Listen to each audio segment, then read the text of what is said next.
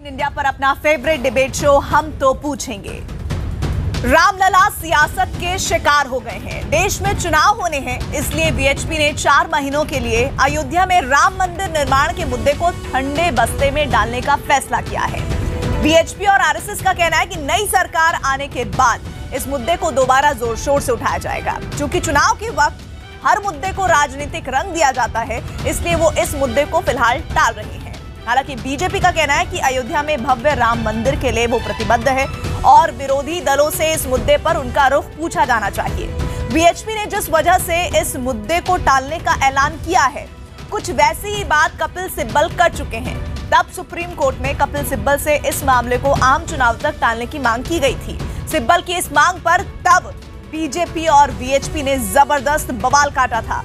अब जब वीएचपी और आरएसएस भी वैसी ही बात कर रहे हैं, तो इससे कई सवाल खड़े होते हैं, जो आज हम पूछेंगे। हम तो पूछेंगे, क्या बीजेपी को चुनावी फजीहत से बचाने के लिए वीएचपी ने अपना रुख बदला है?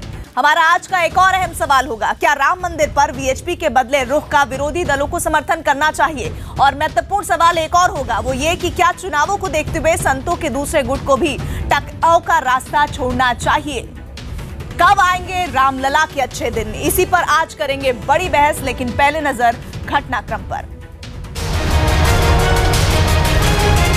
राम जी का मंदिर हम बनाएंगे। जय सिया राम, जय सिया राम, जय जय सिया राम। हम तो पूछेंगे में बड़ी बहस, कब आएंगे रामलला के अच्छे दिन?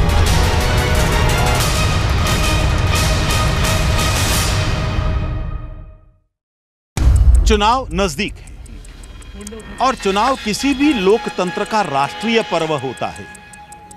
हम चाहते हैं कि चुनाव का वातावरण अच्छे माहौल में रहे और जो हिंदू समाज की आस्थाओं के विषय हैं वो चुनावी दलदल में ना घसीटे जाएं।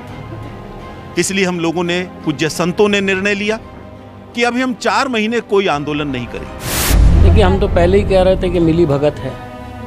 पहले वीएचपी डिमांड कर रही थी मंदिर बनाओ, धर्म संसद ने भी कहा मंदिर बनाओ।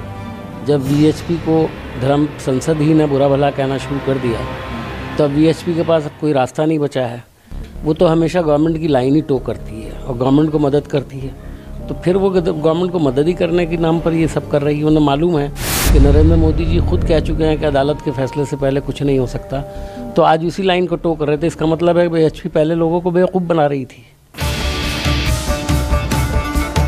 नेताओं को 2019 के चुनावों के बाद पार्लियामेंट आने की तैयारी करनी है, इसलिए रामलला को कुछ दिन और टेंट में ही बिताने पड़ेंगे। विश्व हिंदू परिषद अगले 4 महीनों के लिए इस मुद्दे पर चुप रहेगा। हालांकि वीएचपी की दलील है कि उस पर बीजेपी को फायदा पहुंचाने के आरोप न लगे, इसलिए यह फैसला लिया है। एक कारण और रहा, सब लोग ये आरोप लगाते हैं कि हम किसी एक विशेष दल को लाभ पहुंचाने के लिए आंदोलन को चलाते हैं। जब हम 4 महीने कोई आंदोलन नहीं करेंगे तो किसी दल को लाभ पहुंचाने के लिए हमने विषय उठाया है, ये सवाल ही नहीं है। तो इसलिए ये सब विषय समझकर संतों ने 4 महीने का विराम लिया है। इसके पीछे भी राजनीति और रणनीति। प्रतीक्षा करिए, भारतीय जनता पार्टी और उसके सहयोगी संगठन जिंदा नहीं रह सकते हैं चुनाव में, जब तक वो मंदिर के मुद्दे पर भगवान राम को बैलेट बॉक्स या ईवीएम के करीब न लाए। राम मंदिर पर केवल वीएचपी की ही बोली नहीं बदली है, आरएसएस ने भी इस मुद्दे को कुछ वक्त के लिए ठंडे बस्ते में डालने के संकेत दिए हैं। कल आरएसएस प्रमुख मोहन भागवत ने मीडिया से बातचीत में कहा, 2014 में लहर दूसरी थी जो राम मंदिर से अलग थी, लेकिन इस बार सरकार चाहे जो भी आए, सबसे जरूरी मुद्दा राम मंदिर ही है। भगवान राम हमारे सबके प्रिय हैं। सरकार चाहे किसी की भी आए, राम मंदिर तो बनेगा ही। अगर ऐसा नहीं हुआ तो संतों से परामर्श कर हम एक्शन लेंगे। यानी 2019 में जो भी सरकार बने, उसे इस मुद्दे से इस बार भगवा कैंप के ज्यादा आक्रामक रुख से जूझना पड़ेगा। हालांकि आरएसएस के साथ ही वीएचपी के रुख में चुनाव से पहले आए इस बदलाव को विरोधी दल के कुछ नेताओं ने अच्छी पहल माना है। सद्बुद्धि के लिए उन्हें साधुवाद देता हूँ। मामला सर्वोच्च न्यायालय के विचाराधीन है। वैसे भी हमारे मर्यादा पुरुषोत्तम को इन्होंने राजनीतिक औजार में तब्दील कर दिया था। ये मर्यादा पुरुषोत्तम को मानने वाले लोग नहीं हैं। वीएचपी राम मंदिर के मुद्दे को सियासी बनाने से बचना चाहती है, लेकिन बीजेपी के नेताओं की बयानबाजी खत्म होने का नाम ही नहीं ले रही। Rahul Baba and company, Sapa, Basapa, Congress, Mamata, DMK, सबको कहना चाहता हूं, भारतीय जनता पार्टी के अध्यक्ष के नाते मैं कहना चाहता हूं, भारतीय जनता पार्टी चाहती है और कटिबद्ध है कि उसी जगह पे जल्द से जल्द भव्य राम मंदिर का निर्माण वही होना। मुझे नहीं पता है विष्णु प्रसाद ऐसा कदम क्या लिया हुआ है, लेकिन दुनिया की कोई ताकत अयोध्या में राम मंदिर बनने से रोक नहीं सकती। बीएचपी अगर राम मंदिर को मुद्दा बनाती तो सवाल बीजेपी से भी पूछे जाते। तो क्या बीजेपी को इस सवाल से बचाने के लिए बीएचपी और आरएसएस के तेवर बदले हैं? हम तो पूछेंगे कि क्या बीजेपी को चुनावी फायदा पहुंचाने के लिए बीएचपी ने राम मंदिर अभियान पर रोक लगाई है? अब सुनिए हमारा आज का सबसे बड़ा सवाल। हमारा सवाल है, क्या बीजेपी को चुनावी फायदा पहुंचाने के लिए बीएचपी ने राम मंदिर अभियान पर रोक लगाई है? अगर आपका जवाब हाँ है तो HTP_Y लिखें। अगर आपका जवाब नहीं है तो HTP_N लिखें। आप अपनी राय 51818 पर भेज सकते हैं। ट्विटर पर हमें आपकी राय का इंतजार रहेगा। #HTP और #राम मंदिर के जरिए आप अपनी राय हमारे कार्यक्रम में दे सकते हैं। बड़ी चर्चा में खास पैनल हमारे साथ जुड़ रहा है। इस वक्त स्टूडियो में मेरे साथ आचार्य प्रमोद कृष्णम जी हैं, राजनीतिक विश्लेषक, विजय शंकर तिवारी जी, प्रवक्ता बीएचपी के, दोनों ही लोग हमारे साथ स्टूडियो में मौजूद हैं। इनके अलावा आज हमारे साथ डिबेट में रहेंगे जफर इस्लाम, बीजेपी का पक्ष रखने के लिए। इनके साथ और जुड़ रहे हैं हमारे साथ सैयद असीम वकार, MIM के नेता, साथ ही हमारे साथ अवनी जय अवस्थी, आरएसएस के जानकार हैं। आमिर हैदर जैदी साहब CPI का पक्ष रखने के लिए हमारे साथ जुड़ रहे हैं। शुरुआत जफर इस्लाम साहब, आज मैं आपसे करना चाहूंगी, आप क्या चाहते हैं, नेता पार्लियामेंट में रहे और रामलला टेंट में ही रहे?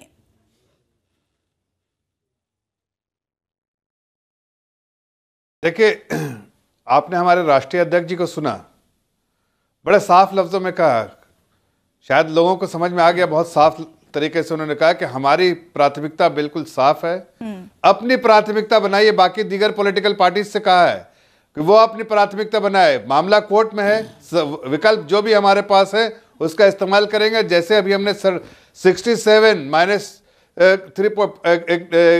एक्सक्लूडिंग 0.313 जो एकड़ है उसको छोड़ के 67 एकड़ के लिए जैसे हमने सुप्रीम कोर्ट में अर्जी दी है, वो एक विकल्प है जिसका हमने इस्तेमाल किया है। जो भी विकल्प होगा उसका इस्तेमाल मैंने विकल्प की बात ही नहीं की अभी। मुझे ये बताइए, वीएचपी जो कह रही है, क्या आप उस बात से सहमत है? नहीं सहमत है तो विरोध करिए।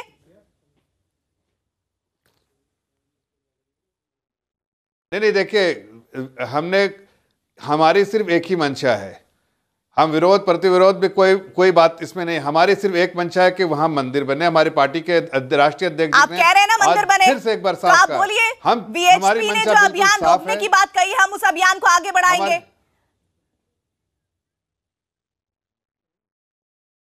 नहीं, हमारा अभियान तो चालू है। कहाँ चालू है? हमने कौन सा अभियान? बताइए कहाँ चालू है? लीजिए बात तो मैं कह रहा हूँ आपसे। राम भक्त क्या चाह रहे थे आपसे?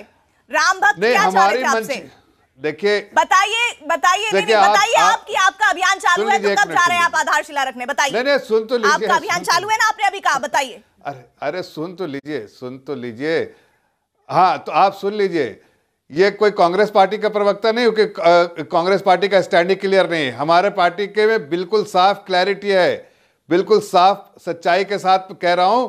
इसलिए कि कांग्रेस पार्टी को स्ट्रगल करना पड़ेगा, बाकी पार्टी को स्ट्रगल करना पड़ेगा कि उनका स्टैंड ही क्या है। इसलिए कि उनके मुखिया नहीं बताते। हमारे मुखिया माननीय अमित शाह जी ने, राष्ट्रीय अध्यक्ष जी ने बहुत साफ बातें करने लगे हैं। हम आप बताइए ना कब बनाइएगा? अरे मैं कह रहा हूँ कि हमें क्लैरिटी है, हमें क्लैरिटी है, और साफ कह रहे हैं। बताइए, साफ करिए। राम भक्त सुनना चाह रहे हैं आपके मुंह से। आप सुप्रीम कोर्ट से पूछ लीजिए। आप कब से सुप्रीम कोर्ट की दुहाई देने लगेंगे? मैं तो कह रहा हूं कि कल अगर सुप्रीम कोर्ट करेंगे, इसका मतलब राजनीति कर रहे हैं आप। अब आप सुप्रीम कोर्ट की दुहाई दे रहे हैं।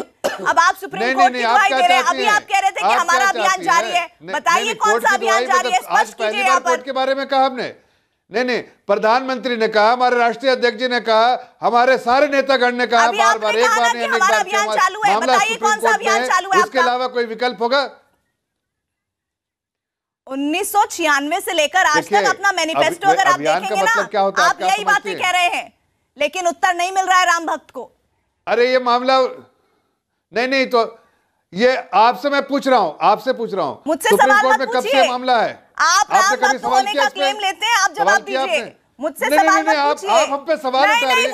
अरे आप बताइए ना, सुप्रीम कोर्ट में कब से?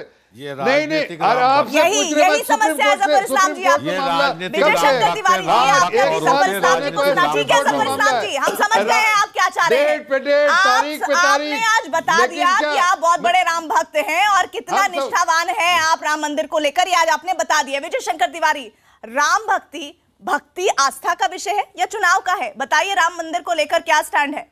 तो प्रीति, आप सबको पता है कि एक शुद्ध रूप से आस्था का विषय है, और अभी 2 महीना पहले आस्था का है ना? सुनिए आप, आस्था का है आपने कहा, निश्चित तौर पर आस्था आप दिखा रहे हैं, चुनाव की दुहाई दे रहे हैं। मैं बता रहा हूँ, अभी दिसंबर तक हमने देश भर में 400 बड़े-बड़े कार्यक्रम किए, लाखों लाख लोग उन अभियान में आए।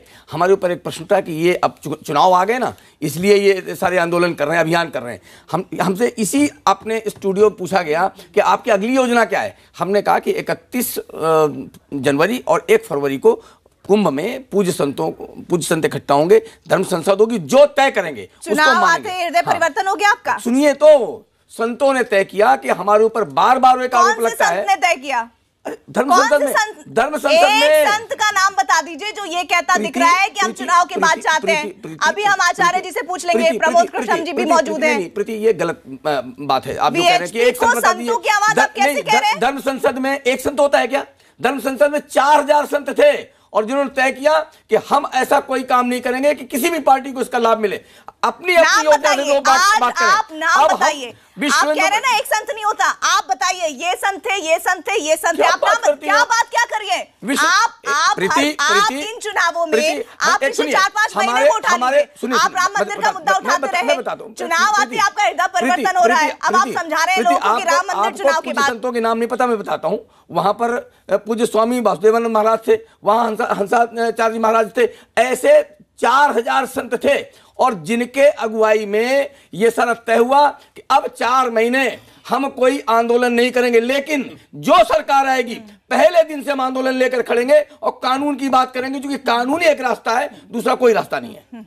आपकी सरकार जब दोनों जगह है तब तो आप कुछ नहीं कर पाए, अब नई सरकार आएगी तो पता नहीं क्या करवा देंगे। ये पूरे देश की सरकार है। आप बताइए ना, आपकी सरकार, मैं कहता हूँ आपकी सरकार नहीं है, इनकी सरकार नहीं है, सबकी सरकार है। सबकी सरकार नहीं है क्या? हमारी सरकार है, सबकी सरकार है। विजय शंकर तिवारी जी, आप प्लीज ये बात तो बिल्कुल कहना छोड़ दीजिए कि आपका कोई संबंध नहीं है बीजेपी। पहली बात, दूसरी बात, सबकी सरकार है, आपकी सरकार नहीं है। दूसरी बात सुनिए, इस बात को कहते थे, भले ही आज इस बात को खारिज करें, जब केंद्र में और राज्य में दोनों ही जगह बीजेपी की सरकार है, तब राम मंदिर नहीं बन पा रहा है, तो आप कह रहे नहीं सरकार बात जो कर रहे हैं 4 महीने हम कोई भी अभियान नहीं लेंगे, और इसलिए नहीं लेंगे कि हमारे इस अभियान का लाभ कोई भी राजनीतिक पार्टी न ले सके, और इसके बाद जो भी सरकार आएगी हम आंदोलन छेड़ेंगे और कानून बनाने की बात करेंगे। इतने दिन तक क्या कर रहे थे आप? आंदोलन, चुनाव का इंतजार कर रहे थे, चुनाव का आंदोलन कर रहे थे। आपने देखा 9 दिसंबर को, आपने देखा 9 दिसंबर को, आपने दिल्ली में 7 लाख लोग इकट्ठे, आपने देखा। इंतजार कर रहे थे कि चुनाव आएगा, ठंडे बस्ते में डाल देंगे। 9 दिसंबर देखा प्रीति, 9 दिसंबर देखा, 25 नवंबर देखा। मन मुताबिक नहीं होगा राम मंदिर के निर्माण का अभियान, मन मुताबिक नहीं होगा राम मंदिर के निर्माण का अभियान। माफ कीजिएगा मुझे विजय शंकर तिवारी जी, आप लोग जो मजाक बना रहे हैं ना राम भक्तों का, वो सब देख रहे हैं, वो सब देख रहे हैं, हम नहीं बना रहे। आज भी हिंदू समाज को पता है कि मंदिर का निर्माण जिसकी अगुवाई में आंदोलन चला था, उसकी अगुवाई में होने वाला है। आपने जफर इस्लाम जी को सुना, आपने विजय शंकर तिवारी जी को सुना, क्या भगवान राम सियासत के शिकार हो रहे हैं? प्रीति, पहले तो मैं आज हृदय की गहराइयों से आपका धन्यवाद अदा करूंगा कि जिस ईमानदारी से आपने सवाल किए हैं उसमें कहीं कोई पर्दा नहीं रह गया है, और बीजेपी, विश्व हिंदू परिषद और आरएसएस सभी एक्सपोज हो रहे हैं।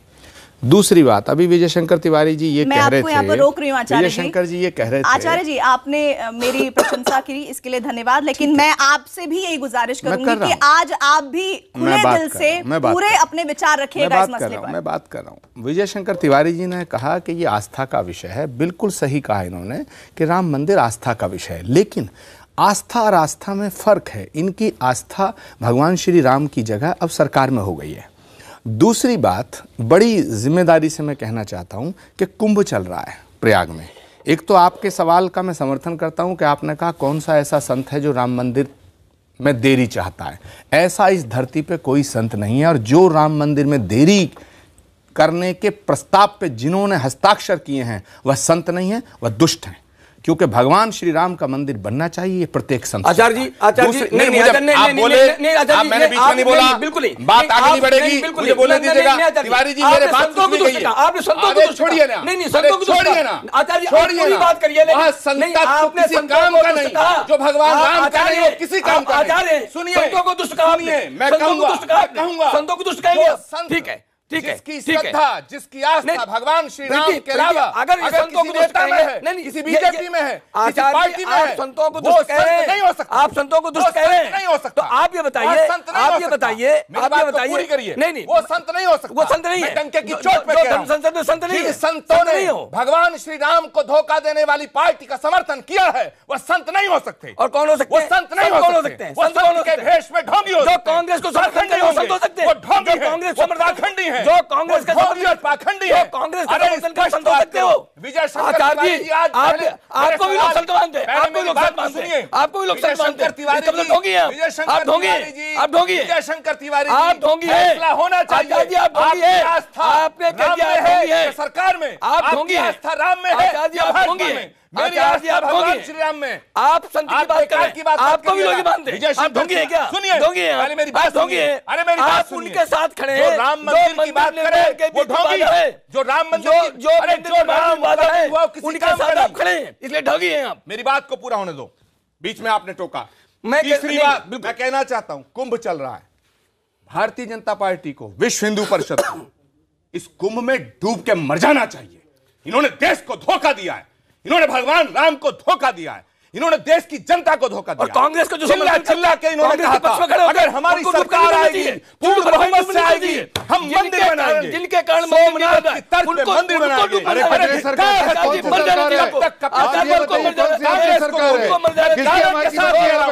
चैनल पे देश के सामने कह रहा हूं, अगर कांग्रेस पार्टी राम मंदिर का विरोध करेगी, मैं कांग्रेस का विरोध करूंगा, लेकिन आपको शर्म आनी चाहिए, आपको शर्म आनी चाहिए। विरोधी नहीं करेंगे, आपने राम को कांग्रेस का विरोधी नहीं करेंगे। तिवारी जी आप करेंगे नहीं, रावण आपने कह दिया, राम को आपने कह दिया था, आपने खुद को ढोंगी कह दिया, आपने किया था, एक्सपोज हो गया, आपने राम को बार-बार धोखा दिया। आप तो रावण से भी ज्यादा खराब लोग हैं, आपने राम को धोखा दिया, एक्सपोज कर लिया। कल तक आचार्य जी एक्सपोज हो गया, के नाम पे सरकार बनाते थे, आज राम के नाम से परहेज करते हैं, शर्म आनी चाहिए। आपने कह दिया कि राम मंदिर का नाम भी नहीं लेंगे, राहुल गांधी को नहीं आनी चाहिए, आंदोलन आचार्य जी को नहीं आनी चाहिए, उनको नहीं आनी चाहिए। तिवारी जी देश देख रहा है, नहीं मैं तिवारी जी देश देख रहा है, देश देख रहा है, संतों को छोड़िए ना, आचार्य छोड़िए ना, बात करिए, संत आपने किसी काम का नहीं, जो भगवान राम का नहीं वो किसी काम का नहीं। सुनिए, संतों को दुष्ट कहा, मैं कहूंगा, संतों को दुष्ट कहेंगे, ठीक है, ठीक है, श्रद्धा, जिसकी आस्था भगवान श्री राम के अलावा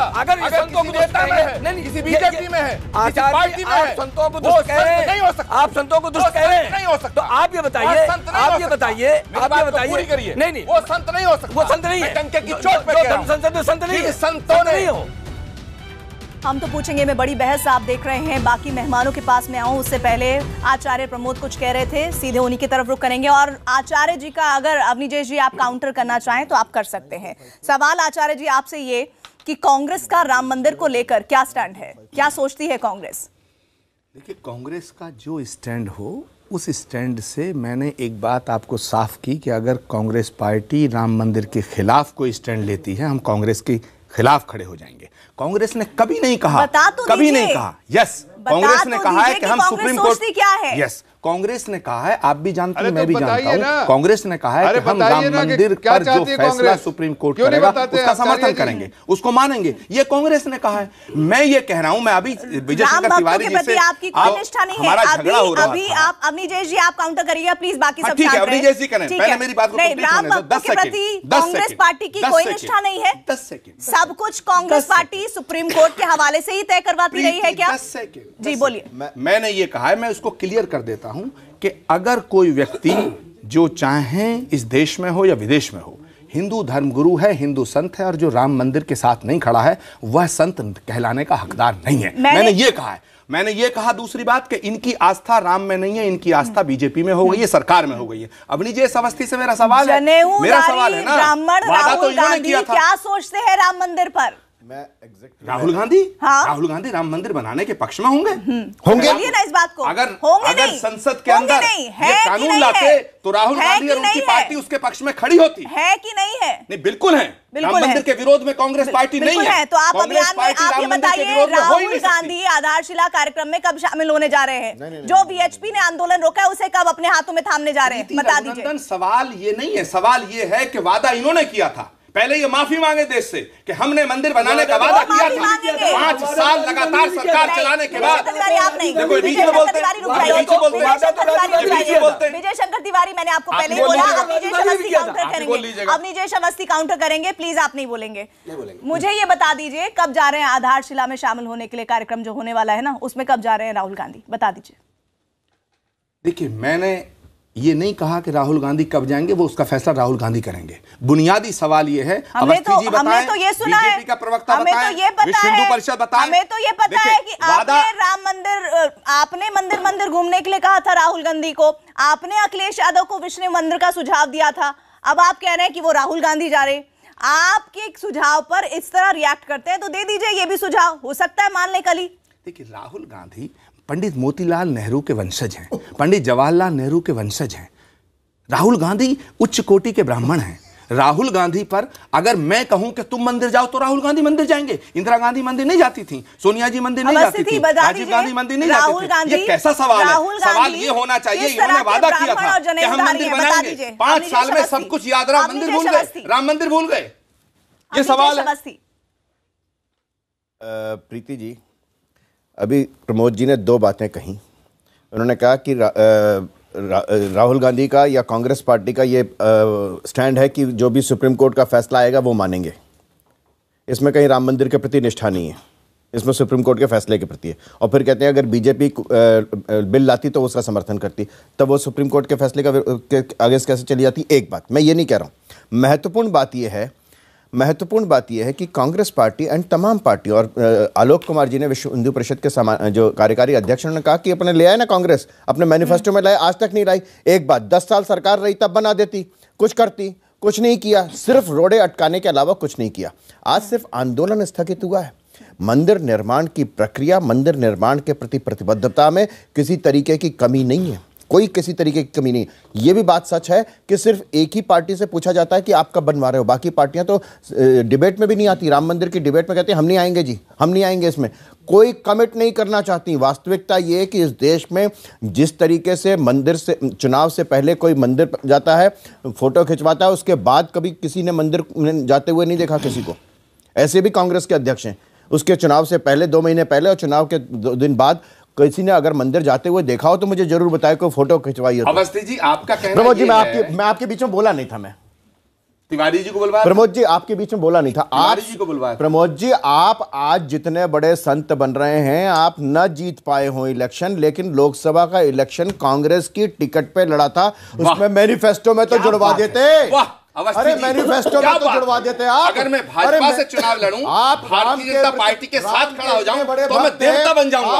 आज मैं बीजेपी से सवाल कर रहा हूं तो मैं राक्षस बन गया। कांग्रेस के मैनिफेस्टो में एक लाइन तक नहीं जुड़वा पाए। कांग्रेस का एक कैंडिडेट भगवान श्री राम के नाम पर टिकट पे आपने सरकार बनाई और कांग्रेस के घोषणा पत्र में राम मंदिर के प्रतिष्ठा की एक लाइन भी नहीं जुड़वा पाते। आपका धर्म कैसे कांग्रेस राम का मंदिर बनवा, कैसे अपनी पार्टी, अगर कोई पार्टी आपका विरोध करती है, तब ये सवाल ठीक था। सवाल ये तब ठीक था, लेकिन आप कानून नहीं लाए, आप अध्यादेश नहीं लाए, और अफसोस की बात है, शर्म की बात है कि आपने ये कह दिया कि हम राम मंदिर का मुद्दा चुनाव तक उठाएंगे नहीं। अफसोस। वो तो मुझे मालूम था कि आप बोलेंगे बीच में। नहीं, ये मुझे मालूम था आप जरूर बोलेंगे। अच्छा ठीक है, आप कांग्रेस मोहन भागवत जी कैंडिडेट थे। मोहन भागवत जी ने कहा अध्यादेश लाके कानून लाके पार्टी के कैंडिडेट थे ना आप, कांग्रेस पार्टी के कैंडिडेट थे। आपने अपने चुनावी घोषणा पत्र में राम मंदिर का नाम लिखा था। आप लोग संगठन के तौर पर एक दूसरे को कोसते रहिए, लेकिन सच्चाई ये है कि आज की तारीख में राम भक्त ये समझ नहीं पा रहा है कि हमने जिसको सत्ता के दरवाजे तक न सिर्फ पहुंचाया बल्कि शासन करवाया, वो आज राम भक्त को लेकर कुछ सोच ही नहीं रही है। आमिर हैदर जैदी जी, रुक जाइए।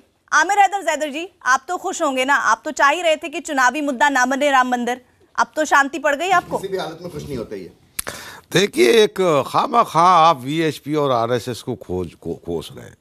वीएचपी और आरएसएस की एक दिन तो है देश के लिए, जो पुरुषोत्तम राम, मर्यादा पुरुषोत्तम राम, जो इमाम हिंद थे, उन्हें इन्होंने इमाम हिंदू बना दिया।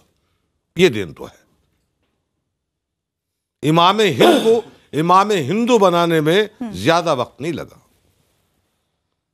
दूसरे, आपको एक अंतर करना पड़ेगा, राजनीतिक सनातन धर्म और सनातन धर्म में अंतर करना पड़ेगा, बहुत अंतर है। राजनीतिक राम भक्तों में और राम भक्तों में अंतर करना पड़ेगा। मैं उसी तरह से देख रहा हूं जिस तरह से सीरिया के अंदर राजनीतिक इस्लाम अलग है और इस्लाम अलग है। वहां भी राजनीतिक इस्लाम डंडा लेके, गन लेके, बम लेके आगे आगे भाग रहा है। वो भी कहते हैं कि हम मुसलमान हैं, हम इस्लाम बचाने निकले। एक सेकंड, उसी तरह से यहां भी जो राजनीतिक हिंदू हैं, जो राजनीतिक सनातन धर्म के ठेकेदार हैं, वो सनातन धर्म नहीं है, या राजनीतिक वो राम भक्त नहीं है। वो भी ये कहने निकले कि हम राम को बचाने निकले। ये बहस है अपनी जैसी, आप काउंटर कर सकते हैं। एक सुन लीजिए, इतना संकीर्ण बना दिया ताकि दर्शकों तक मेरी बात पहुंचे। जैदी साहब, तो जो इमाम हिंद थे उन्हें इमाम हिंदू बना दिया, और मुसलमानों ने जो नाज का अल्लाह था उसे मुसलमानों का अल्लाह बना दिया। और जो सिर्फ हिंदुओं का भगवान हो, हिंदुओं का, और जो मुसलमानों का और कायनात का हो, उसके बारे में मैं कुछ नहीं। जैदी साहब, दूसरे देश के अंदर आ जाता हूं। आचार्य जी, एक छोटा सवाल 10 उसका भी जवाब दे देना ना आप साथ में। मैं क्यों दूंगा आचार्य? एक मिनट, आप सुन नहीं पाएंगे ना, सवाल तो सुन कड़वा है ना। सवाल तो सुन लीजिए, इतना तो कम से कम सहिष्णुता रखिए। मैं जैदी साहब से और प्रमोद कृष्णन जी से आज पूछ रहा हूं कि राम मंदिर के प्रति प्रतिबद्धता इनकी दिखाई दे रही है। इन्होंने तो कहा इमाम हिंद है, वो इमाम हिंदू भी नहीं है। तो वो जो ढांचा गिरा बहुत बढ़िया हुआ ना, वो तो बहुत बढ़िया हुआ ना। सुन लीजिए, वो ढांचा गिर गया तो उसका समर्थन करते हैं ना आप दोनों लोग कि बहुत बढ़िया किया, नहीं तो मंदिर कहां बनता, वो ढांचा रहता। तो सुनिए तो आज उसका खुलेआम समर्थन करिए कि 1992 में 6 दिसंबर 1992 को जो ढांचा गिरा था वो बहुत बढ़िया काम हुआ। इमाम हिंद का जहां पर मंदिर बनना चाहिए था वहां पर एक विदेशी आक्रांता के द्वारा बनाई गई एक ऐसा ढांचा था जिसमें कभी नमाज भी नहीं अदा की जाती थी, नीचे मंदिर था, उसको तोड़ करके बनाई गई थी। तो ये आप लोगों ने, जिसने भी किया उसने बहुत अच्छा काम किया। आज कम से कम इतना तो कह दीजिए। अवस्थी जी, इतना बढ़िया झूठ आप सुबह से शाम तक वादा आपने किया कि मंदिर बनाएंगे। सुन लीजिए, आपने कहा कि हम सोमनाथ की तर्ज पे बनाएंगे। अरे गिरने का तो आपने ये गिरने का तो आचार्य में सीधा सवाल मेरा आपसे इतना है, नम्रता से ये बताओ, वादा आपने किया था नहीं किया? तो समर्थन कर दीजिए, बहुत बढ़िया देश में सरकार जब बहुत बढ़िया काम तो वादा किया था या नहीं किया था? अरे वो राम आपके एजेंडे में नहीं है। वो ढांचा 5 साल तक राम मंदिर के लिए गवर्नमेंट ऑफ इंडिया ने क्या किया? 2015 में, 16 में, 17 में, 18 में आपने कोई कदम उठाया राम मंदिर के लिए? आपने कोई कदम उठाया? की बात होगी तो किसी भी दर्शक को कुछ समझ नहीं आता है। असीम वकार हमारे साथ बहुत देर से जुड़े हुए हैं, उन्होंने एक बार भी अपना पक्ष नहीं रखने की कोशिश की है। मैं सीधे असीम वकार के पास जा रही हूँ। असीम वकार जी, आपकी पार्टी जो वीएचपी का जो स्टैंड है, अब तो सराहना कर सकती है ना कि कम से कम चुनाव के वक्त वो इस तरह का हो हंगामा राम मंदिर को लेकर नहीं मचा रही है। अब देखिए, सबसे पहले एक सवाल उठकर आया कि किसने किसको धोखा दिया। अभी आप ही ने कहा राम भक्तों को धोखा दिया, तो धोखा कांग्रेस ने भी दिया। और मुझे आज पहली बार आचार्य प्रमोद कृष्णन जी की बात सुनकर बहुत अफसोस हुआ कि काश ऐसे लोगों को हम लोग पहले पहचान लेते। आज आचार्य प्रमोद कृष्णन जी पूरी ताकत लगाकर राम मंदिर बनाने पर तैयार हैं। आचार्य जी कांग्रेस के नेता हैं। बीजेपी ने आपके हिसाब से राम भक्तों को धोखा दिया क्योंकि वो राम मंदिर बनाना चाहते थे लेकिन नहीं बना रहे हैं। और कांग्रेस आज तक ये कहती रही, 92 में कांग्रेस के प्रधानमंत्री नरसिम्हा राव तक ने कहा था कि बाबरी मस्जिद दोबारा बना के देंगे। कभी किसी कांग्रेसी ने नहीं कहा था कि वहां बाबरी मस्जिद नहीं है, राम मंदिर है। और आज ये लग रहा है कि कांग्रेसियों ने मुसलमानों को धोखा दिया। वो आज तक ये कहते रहे बाबरी मस्जिद, और आज वो मंदिर पर आ गए। और जो मंदिर कर रहे थे वो आज कहीं नहीं खड़े हुए हैं। अभी एक बात आई इमाम हिंदू। इमाम का पहले कॉन्सेप्ट क्लियर कर दूं, बहुत से लोग देखने वाले हैं। इमाम का अरबी जो लफ्ज है, इसका लफ्जी माना है लीडर। तो इसको किसी धार्मिक उससे ना देखा जाए, इमाम के अल्फाज के माने ही लीडर हैं। मुझे सिर्फ एक बात कहना है, जैसे अभी अजनिवेश बोल रहे थे और विजय शंकर जी बोल रहे थे कि यह सच्चाई की जीत हो रही है, ये झूठ फरेब मक्कारी हार रही है। मस्जिद थी, मस्जिद है, मस्जिद इंशाल्लाह रहेगी और सुप्रीम कोर्ट से भी फैसला हमारे पक्ष में आएगा। और आज जिस तरह से बीजेपी कदम पीछे खींच रही है, बीजेपी कदम पीछे खींच रही है, इस बात को हिंदुस्तान के लोगों को जान लेना चाहिए, बिल्कुल कायदे से जान लेना चाहिए। आपको मैंने एक बार भी नहीं रोका, खींच रही है, मैंने आपको एक बार भी नहीं रोका, लेकिन यहाँ फैक्चुअल करेक्ट होना बहुत जरूरी है। जिस 1992 का जिक्र आप नरसिम्हा राव की सरकार का कर रहे हैं, उसी नरसिम्हा राव की सरकार ने 1994 में सुप्रीम कोर्ट में एक हलफनामा दिया था, जिसमें उन्होंने कहा था कि अगर वहां पर राम मंदिर के साक्ष्य होंगे तो हम वहां पर भव्य राम मंदिर का निर्माण करेंगे। तो आप जिस फैक्ट को कह रहे हैं और उसके साथ इस फैक्ट का सामने आना भी जरूरी है। आचार्य जी, आप पर कई आरोप लगाए हैं असीम वकार ने, आप 10 सेकंड में उत्तर दीजिए इसका। नहीं, पहली बात तो मैं जवाब देना, 1 मिनट उत्तर दीजिए आचार्य जी। मैं असीम वकार साहब के जो आरोप हैं, मुझे तो समझ ही नहीं आ रहा इन्होंने आरोप लगाए क्यों हैं। क्या अयोध्या में भगवान श्री राम का मंदिर बनना हिंदुस्तान के मुसलमानों को कबूल नहीं? हिंदुस्तान का 90% से ज़्यादा मुसलमान हिंदुस्तान में अमन चाहता है और दूसरे धर्म की इज्जत करना जानता है। और पैगंबर इस्लाम ने ये फरमाया है कि किसी भी दूसरे मजहब के पेशवा की तौहीन मत करो। ये फरमाया है, साबित करके बनाएंगे। नहीं, ये फरमाया है कि किसी दूसरे मजहब के पेशवा की तौहीन ना करो, ना जाने वो आपका नबी निकले। ये पैगंबर इस्लाम ने फरमाया है। आप क्या उनसे अलग जाना चाहते हैं? क्या करोड़ों हिंदुओं की आस्था भगवान श्री राम में नहीं है? मेरी क्या नहीं, 1 सेकंड असीम वकार साहब, पहले आप, मैं बड़े सलाहियत से, बड़े संयम से आपको सुन रहा हूं, आप भी सुनिएगा। मुझे बताइए कि अगर आचार्य प्रमोद कृष्णम का ईमान अपने धर्म में है, उनकी आस्था भगवान श्री राम में है, तो यह गुनाह है क्या? मैं ये जानता हूं कि हमारा धर्म दूसरे तमाम धर्म के लोगों से मोहब्बत करना सिखाता है। मैं आपके मजहब का भी देना चाह रहे हैं, लेकिन मुझे एक हेडलाइन लेनी होगी। मैं चाहता हूं अगर मैं भाजपा से चुनाव लड़ूं, भारतीय जनता पार्टी के साथ खड़ा हो जाऊं, तो मैं देवता बन जाऊंगा। आज मैं बीजेपी से सवाल कर रहा हूं तो मैं राक्षस बन गया। कांग्रेस के मैनिफेस्टो में एक लाइन तक नहीं जुड़ा पाए। कांग्रेस का एक कैंडिडेट भगवान श्री राम के नाम पर टिकट पे आपने सरकार बनाई और कांग्रेस के घोषणा पत्र में राम मंदिर के प्रतिष्ठा की एक लाइन भी नहीं जुड़वा पाते। आपका धर्म कैसे कांग्रेस राम का मंदिर बनवा, कैसे अपनी पार्टी, अगर कोई पार्टी आपका विरोध करती है तब ये सवाल मिल जाए, सवाल ये तब दिखता, लेकिन आप कानून नहीं लाए, आप राहुल गांधी नहीं लाए। Welcome back. रघुकुल रीत सदा चली आई, प्राण जाए पर वचन न जाए। जरा सुन लीजिए। राम मंदिर जो मुद्दा है वो 4 महीने का समय मांग दिया, लेकिन महत्वपूर्ण मुद्दा रहेगा ये चुनाव। आज विषय रॉबर्ट वाड्रा के करप्शन का है और कांग्रेस पार्टी के भ्रष्टाचार का है। राम मंदिर जो मुद्दा है वो 4 महीने का समय मांग दिया, लेकिन महत्वपूर्ण मुद्दा रहेगा ये चुनाव। आज विषय रॉबर्ट वाड्रा के करप्शन का है और कांग्रेस पार्टी के भ्रष्टाचार का है। जफर इस्लाम जी, आपके प्रवक्ता के लिए राम मंदिर का मुद्दा आज मुद्दा ही नहीं है, आज भ्रष्टाचार का मुद्दा ज्यादा जरूरी है। देखिए प्रीति जी, आप इसको गलत दिखा रही हैं। अच्छा, संबित पात्रा जी वो खास हम गलत दिखा रहे हैं, हम गलत दिखा रहे हैं। प्रेस कॉन्फ्रेंस कर रहे थे, उसमें मुद्दा कुछ और था। नहीं, बिल्कुल मुद्दा कुछ और था।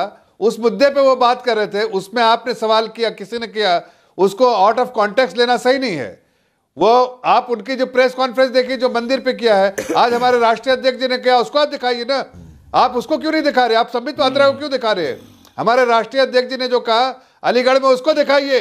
और क्या लिखा है पूछिए, यहाँ पर आपके जो बैठे हैं बाकी लोग, उनसे पूछिए कि उनकी मंशा क्या है, उनके पार्टी की मंशा क्या है। यह सवाल होना चाहिए आपका। संबित पात्रा तो एक पर्टिकुलर सब्जेक्ट पे प्रेस कॉन्फ्रेंस कर रहे थे, वो भी देश के हित में है। भ्रष्टाचार इतना कांग्रेस कर रही है और भ्रष्टाचारी को सपोर्ट कर रही है। कई ऐसी पॉलिटिकल पार्टीज, ऐसे को उजागर करना भी एक जरूरी है पॉलिटिकल पार्टी का काम। लेकिन मैं दूसरा सवाल करता हूं, जो आपके दो मुस्लिम प्रवक्ता बैठे हैं उनसे पूछिए उनकी पार्टी का। लेकिन मैं पहले उनके पास नहीं जाऊंगी। नहीं, अभी तो पहले आपके प्रवक्ता पर रिएक्शन होने जरूरी है। आमिर जैदी साहब सही कह रहे हैं, जफर इस्लाम साहब टॉपिक कोई और था, सवाल आप कुछ और पूछ रहे हैं, सिलेबस से आउट है।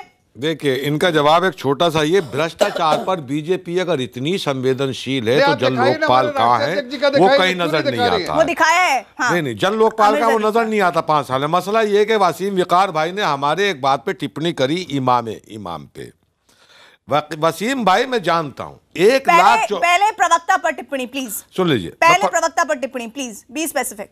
मैं स्पेसिफिक कर रहा हूं जी, मैंने कर दिया, उस पर संबित पात्रा पे कर दिया। भ्रष्टाचार पर बीजेपी आप दिखाइए जो हमारे राष्ट्रीय अध्यक्ष तो जन लोकपाल कहाँ है, उसको आप क्यों नहीं दिखा रहे? गया वो तो मैंने बता दिया कितनी संवेदनशील है, ये सब जानता। अब आसिम वकार भाई, 1,24,000 नबी पैगंबर आए मुसलमानों में जिनका एतमाद है। हिंदुओं में 33 करोड़ देवी देवता हैं। हिंदुओं का मसला है ये सूफी संतों को भी देवी देवता की श्रेणी में ही रखते हैं, लेकिन ये नहीं बता सकते कहां कहां कितने कितने, नाम नहीं गिना सकते, मुसलमान भी नहीं गिना सकते। लेकिन इमाम के बारे में मैंने पढ़ा, वह इजिब्तला इब्राहिमा वसम्मा उन्ना, हमने जब इब्राहिम का इम्तिहान लिया तो हमने उन्हें नाश का इमाम बना दिया। तो अगर मैं यह मानूं कि पुरुषोत्तम राम का कहना चाहिए जब इम्तिहान दिया गया 14 वर्ष का वनवास तो उन्हें इमाम बना दिया गया, लेकिन आप राजनीतिक स्वार्थ के लिए आचार्य प्रमोद के ऊपर अटैक करते हो, जो विश्व हिंदू परिषद और आरएसएस के निशाने में भी होता है। आपका एजेंडा क्लियर होता है। मैं रिएक्शन लेना चाह रही थी कि करके फिर मैं दोबारा आपके पास आ जाती तो ज्यादा बेहतर होता, आपकी बात भी पूरी चली जाती, आपकी बात भी पूरी चली जाती। प्लीज सर, प्लीज नहीं। असीम वकार जी आज बीजेपी के प्रवक्ता प्रेस कॉन्फ्रेंस करते हैं और जब राम मंदिर पर उनकी पार्टी का क्या स्टैंड है वीएचपी को लेकर पूछा जाता है तो वो ये कह देते हैं कि आज ये मुद्दा नहीं है, हम भ्रष्टाचार पर बात कर रहे हैं। ठीक है दलील, और जफर इस्लाम कह रहे हैं कि नहीं भाई आपने आउट ऑफ क्वेश्चन कर लिया था, वो तो था ही नहीं टॉपिक आज प्रेस कॉन्फ्रेंस का। दलील ठीक है? देखिए नहीं, जफर इस्लाम और भी कुछ कह रहे हैं। हम ये कह रहे हैं कि हमारे राष्ट्रीय अध्यक्ष जी ने आज ही कहा, उसको क्यों नहीं दिखा रही आप? अरे राफेल जफर भाई नहीं, मैं तो अमित शाह ने 50 लाख का एक सवाल है मेरा सवाल है आपको बोल वकार साहब, नहीं वकार साहब मेरा एक सवाल है। जफर साहब मेरा एक सवाल है, 2 सवाल है, छोटे छोटे सवाल है। देखिए जो जवाब देना जिससे लेना है ले लीजिए। पार्टी मैं टीवी के सामने नहीं बैठा हूं इसलिए मैं आपको देख नहीं पा रहा हूं, लेकिन मेरे 2 सवाल है छोटे। सर आप सुन नहीं रहे, आप बाद में कर लीजिएगा सवाल। भारतीय जनता पार्टी 2014 के चुनाव से पहले ये कहती थी 2G 3G जीजा जी और कोलगेट, और जीजा जी के ऊपर बड़ा जोर था। और 5 साल की सरकार चली गई, चुनाव मोड आ गया। अभी 10, 12, 15 दिन के बाद इलेक्शन ऐलान हो जाएंगे इलेक्शन का, और आज तक जीजा जी के घर के ऊपर आपने एक कांस्टेबल नहीं भेजा कि उनसे कोई पूछताछ कर लेता। आप किस बात की बात करते हैं सर? आप अब तो मान लीजिए कि आप लोग झूठ बोलते हैं। आचार्य जी से एक छोटा सा रिएक्शन, आप शांत हो रहे हैं। नहीं, आज का टॉपिक ये नहीं है, प्लीज मैं जवाब देता हूं। नहीं आचार्य जी आपका रिएक्शन। देखिए मैं ये कहना चाहता हूं, अरे जफर इस्लाम साहब, अरे प्रीति जी जफर इस्लाम साहब कैसी बातें कर रही हैं प्रीति जी? आप तो बड़े संयमशील व्यक्ति हैं महाराज, आप दूसरे प्रवक्ताओं की तरह नहीं है, आप बीजेपी के अंदर सबसे अच्छे प्रवक्ता हैं। आज हाँ मैं प्रीति जी आपने क्या कहा? आज हम बीएचपी के स्टैंड पर बात कर ले। जफर इस्लाम जी, अगर आपने आज सुबह से लेकर अभी इस शो के स्टार्ट होने से पहले तक, और अगर आप हमारी टीवी स्क्रीन देख रहे होंगे तो आपको समझ आ रहा होगा कि हम क्या कवर कर रहे हैं, नहीं कर रहे हैं। प्लीज आप इंटरप्ट मत कीजिए, आप अपनी बारी पर बोलिएगा। आचार्य जी, मैं ये कह रहा हूं, नहीं, मैं तो आपसे सिंपल सवाल कर रहा हूं। आप मुझसे मत सवाल कीजिए, आप जवाब दीजिए। बीएचपी छोड़ रही है राम मंदिर का मुद्दा, आप बताइए अब आप क्या कहेंगे? आज तो आप जो भी दलील देंगे ना, हर राम भक्त आपसे पूछ लीजिएगा, ट्विटर पर देख लीजिएगा, जवाब देगा। अब आचार्य जी का आप सुन लीजिए क्या कह रहे हैं। मैं ये कहना चाहता हूं प्रीति रघुनंदन जी, आपको भी याद होगा, इस देश की याददाश्त भी इतनी कमजोर नहीं है कि आपके भी शो में कितनी बार सम्मित पात्रा जी ने, सुधांशु त्रिवेदी जी ने ये चिल्ला चिल्ला कर ये कहा कि हम ही मंदिर बनाएंगे और इसी में लाएंगे, बेफिक्र रहो। और आप होते कौन हैं और आप कौन होते हैं? ठीक है, अब सवाल इस बात का है कि अगर सम्मित पात्रा जी से सवाल किया गया राम मंदिर का, तो उन्होंने उसको ऐसे टाल दिया बड़े हल्के में लेके कि नहीं आज रॉबर्ट वडेरा उनके एजेंडे में है, आज राम एजेंडे में नहीं है। अब मुझे ये बताइए, अगर मैं ये सवाल पूछता हूं बीजेपी से, आरएसएस से, विश्व हिंदू परिषद से, भाई आपने वादा किया था, वो वादा क्यों नहीं निभाया? बस इतनी सी तो गुनाह करता हूं मैं। तो इस पे असीम वकार साहब भी मुझी पे हमला कर रहे हैं, बीजेपी का व्यक्ति मुझ पे हमला कर रहा, आरएसएस के प्रवक्ता हमला कर रहे हैं, सारे लोग विश्व हिंदू परिषद के मुझ पे हमला कर रहे हैं, और बचे कुछ कसर रह गई थी, असीम वकार साहब ने भी मुझे निशाने पे लिया। मैं हाथ जोड़ के ये कहना चाहता हूं कि भाई आपने देश की जनता से, करोड़ों लोगों से वादा किया था, वो वादा नहीं निभाया, अब माफी मांग लो, भगवान राम माफ कर देंगे। कह रहे हैं कि अभी आचार्य जी कह रहे थे कि हम इन पर ही हमला कर रहे हैं। हमला देखिए, एक मिनट, ये हम पर ही हमला कर रहे हैं। आप संतों को ढोंगी कहेंगे, आप संतों को आतंकवादी कहेंगे। अरे तिवारी जी, जो संत राम का नहीं वो किसी का यही कह सकते हैं। मैं बोल रहा हूं आपसे, यही कह रहा हूं। आचार्य जी कहते हैं हिंदू आतंकवादी, आचार्य जी कहते हैं हिंदू आतंकवादी, आप कहते हैं संत आतंकवादी। संत नहीं हो सकता, तो आप क्या हैं? संत नहीं हो आप सकता। हैं क्या? अरे बकवास बंद करो, ये बेकार की बात मत करो। आप हैं क्या? बकवास मत करो, हिंदू आतंकवादी, बेकार की बात मत करो। आतंकवादी, संत ढोंगी, आप बीजेपी के दलालों की तरह बात कर रहे हैं। आप भगवान राम के प्रति अपमान कर रहे हैं। मैं डर रहा हूं। हट, बाहर जा रहे हैं विश्व हिंदू परिषद। ये बताइए, आपको तो राम का नाम लेने का हक नहीं होना चाहिए। अगर हिंदू ढोंगी, हिंदू आतंकवादी, आप कौन है? आप बताइए, बेईमान संगठन है। आप हैं कौन? बेईमान कौन है? आप बताइए, डूब के मर जाना चाहिए आप कौन है? आप कौन है? आप कौन है? राम के आप कौन है? के दलाल हो गए आप। जनता जानती है, सत्ता के दलाल है आप कौन है? सत्ता के दलाल है दलाल तो आप है, सत्ता के दलाल है दलाल आप। भगवान राम को आपने जनता बेइज्जत किया है, राम भक्तों की आस्था पे हमला किया है। हमने जो आपसे सवाल करता है, आप दलाल हैं, सत्ता के दलाल हैं, आप हिंदू आतंकवादी, सत्ता के दलाल हैं, आप झूठे हैं, आप बेईमान हैं। विजय शंकर तिवारी विश्व हिंदू परिषद को राम का नाम लेने का भी हक नहीं होना चाहिए। आपने राम को धोखा दिया है, आपने राम को ठगा है, आपने राम के नाम पे सरकार बनाई, आपने राम के नाम पे हजारों करोड़ रुपए का आपको विश्व हिंदू परिषद को डूब के मर जाना चाहिए।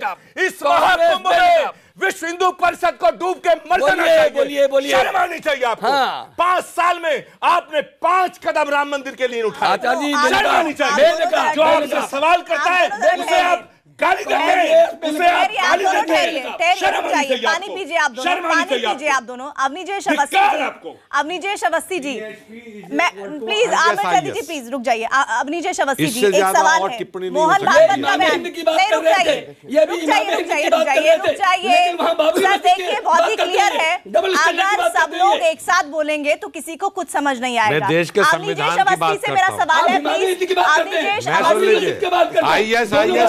तिवारी जी, आप दोनों से मेरा विनम्र निवेदन है कि प्लीज अपनी बारी पर बोलिएगा। अभी अवनीजेश अवस्थी जी से मेरा सवाल है, मोहन भागवत जी ने कहा कि इस बार सरकार चाहे जो भी आए, सबसे जरूरी राम मंदिर है। अगर ये इतना जरूरी था तो राम भक्तों की जो आस्था है उसका ख्याल करना चाहिए था ना अवनीजेश अवस्थी जी। इस बात से कौन इनकार कर रहा है कि राम भक्तों की आस्था का ख्याल नहीं करना चाहिए? कोई सी भी सरकार हो, इस देश में लोकतांत्रिक तरीके से चुनी हुई कोई भी सरकार हो, लेकिन दुर्भाग्य से 2010 से लेकर के 2014 तक 10 साल तक एक दल की सरकार रही। राम भक्तों में कभी राम मंदिर का मुद्दा भी नहीं आया चर्चा में, चर्चा तक में नहीं आया। चर्चा तक में नहीं आया ये मुद्दा। हैरत की बात है 10 साल तक। आज पहले तो कह रहे हैं जैदी साहब आप बहुत बोलिए, आप बहुत बोलिए, ठेस पहुंचाई। आपको आईएसआईएस नजर आता है, आपको कोर्ट की मर्यादा को ठेस पहुंचाने चले। मैं पोल खोलने वाला नहीं। पोल क्या है? आईएसआईएस सीपीआई की पोल खोलूंगा ना अभी। अमेरिका की जांच एजेंसी टाइम नहीं है तो सीपीआई की पोल खोल दूंगा। हिंदुस्तान के अंदर 5 आतंकवादी संगठन है, उसमें वीएचपी है, बजरंग दल है, कि प्रमोद कृष्णम की सरकार, इन्होंने कहा कि मेरी सरकार आएगी, अभिनय भारत है सरकार और आएगी उसका तो सबका संरक्षण आरएसएस करती है। अब तक ये नहीं पूरा देश जानता है कि वो जो ढांचा गिरा था उसका मैं समर्थन करता हूं, और जब तक वो नहीं गिरता तब तक मंदिर कैसे बनता। फिर वाजपेयी जी ने क्या कहा था? प्रमोद कृष्णम इतने उछल उछल के बोल रहे हैं। क्या कहा था? अरे मैं कह रहा हूं ये कलंक है। कहो ना कि ढांचा गिरना था ना, मंदिर निर्माण की दिशा में। मैं आप दोनों को रोक रही हूँ, मैं आप दोनों को रोक रही हूँ। जफर इस्लाम जी, बीजेपी के लिए राम मंदिर का मुद्दा अभी भी मुद्दा है कि नहीं है? एक छोटा सा रिएक्शन आपका। जफर इस्लाम जी प्लीज, जफर इस्लाम जी आपका जल्दी से रिएक्शन। देखिए बीजेपी के लिए मुद्दा नहीं, ये आस्था है, ये आस्था दिखी हमें। बहुत बहुत शुक्रिया।